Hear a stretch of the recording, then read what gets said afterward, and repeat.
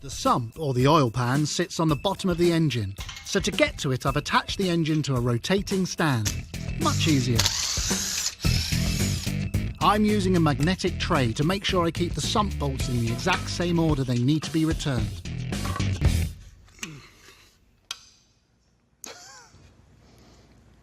Now it's off, you can see the problem. There's literally no gasket. Metal's touching metal. No wonder it's leaking. Also, it's pretty dirty in here. This whole thing needs a good clean.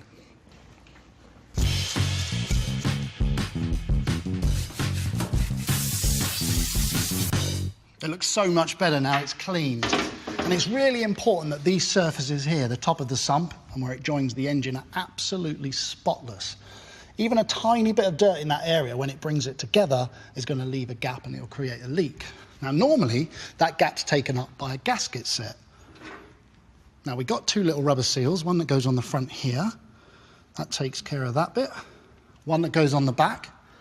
That'll sort out our original oil leak. And then traditionally, there's two gaskets, one that runs down here and one that runs down here. But for this particular car, it doesn't use a conventional gasket. A two-wheel drive car does, but this is a four-wheel drive car. You can see this shaft that runs through the belly of the sump helps drive the front wheels. And actually, that shaft needs to be held in a fixed and strong position. If we fitted a traditional gasket, bring the sump up to the engine, it will allow a degree of flexibility.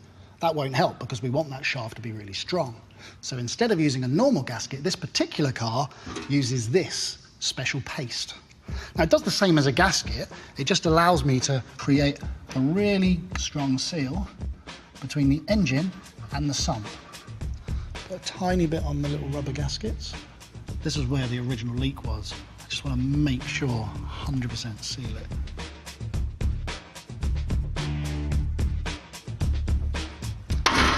This stuff goes off pretty quickly. So you want to get it on there with a little bit of paste. Oh, look at that. Sometimes you can just tell when it feels good and when it fits.